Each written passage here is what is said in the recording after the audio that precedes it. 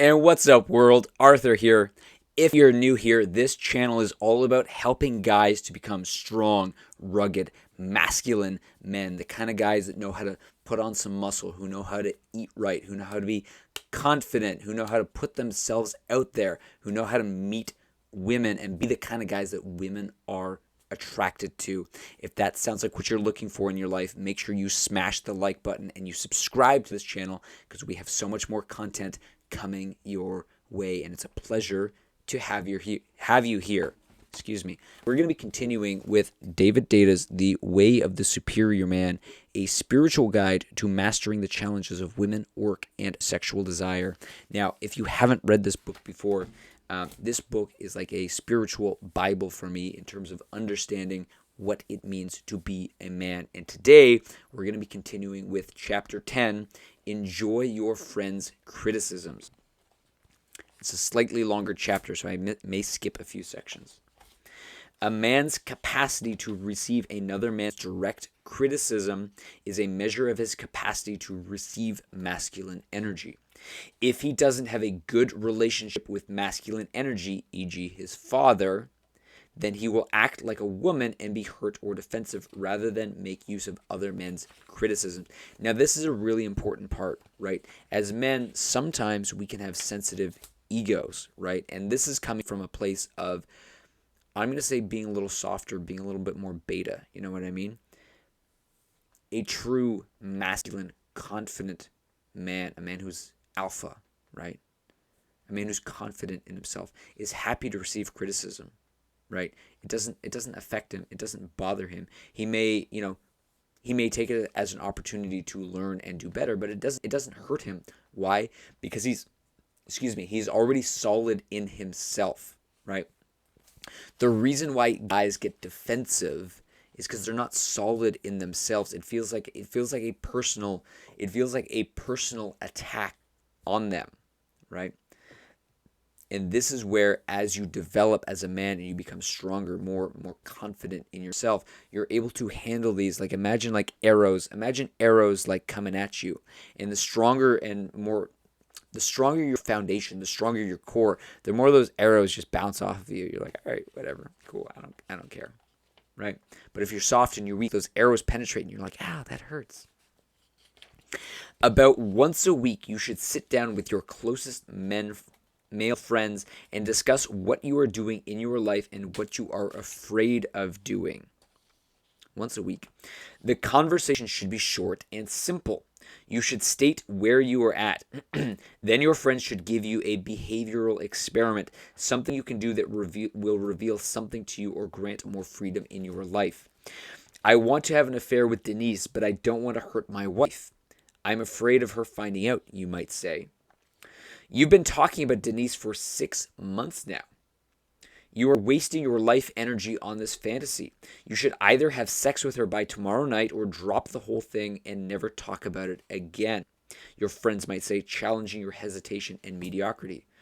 So that's a challenge, right? And I think we've all been in that position of like, yeah, there's a girl in my life, and she's in my class or she's in my office, and I've really been interested, and we kind of been flirting for like months or whatever, but like nothing's really gone anywhere, and like you keep telling your friends about this over and over and over, and eventually they're just like, my God, dude, make a decision. Either go and have sex with her or leave it, drop it, and I never want to hear about it again, right? That's what it means to be masculine and decisive, right? That's what it means to like make a clear decision of like either take action and do it or let it go and stop talking about it, right? Because otherwise you get stuck in the state of limbo, right? I think so many guys are really in the state of limbo where they're like, yeah, they kind of sort of want to do a thing, but they never actually really take the action to like go and do it, right? So it's either go and do it or stop whining about it, one or the other. Take action or shut up. Preferably shut up either way. Okay, I know. I know I'm not going to do it. I see now that I'm too afraid of ruining my marriage to have an affair with Denise. My marriage is more important than my desire for Denise. I'll drop it and refocus on the priorities in my life. Thanks, right? And so having that masculine clarity then helped him to come to that realization that, okay, you know what?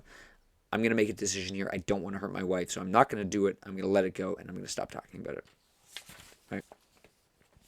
Your close male friends should be willing to challenge your mediocrity by suggesting a concrete action you can perform that will pop you out of your rut one way or the other.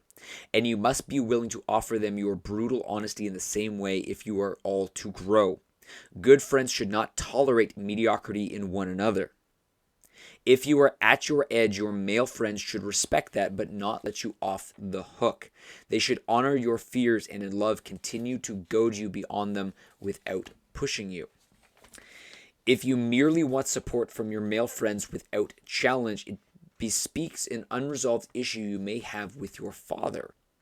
Whether he is alive or dead, the father force is the force of loving challenge and guidance. Without this masculine force in your life, your direction becomes unchecked and you are liable to meander in the mush of your own ambiguity and indecision. Your close male friends can provide the stark light of love, uncompromised by a fearful Mr. Nice act by which you can see the direction you really want to go. Choose male friends who themselves are living at their edge, facing their fears and living just beyond them.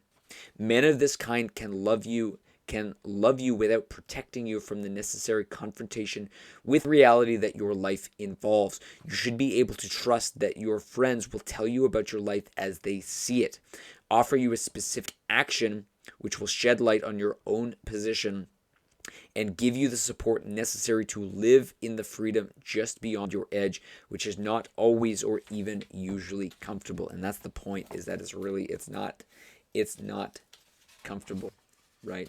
So again, a strong, confident man who's one with himself, who's solid in himself, is not afraid to take criticisms from friends, is not afraid to hear the harsh truth that friends need to share with him about his life, about things that he should do or shouldn't do, right?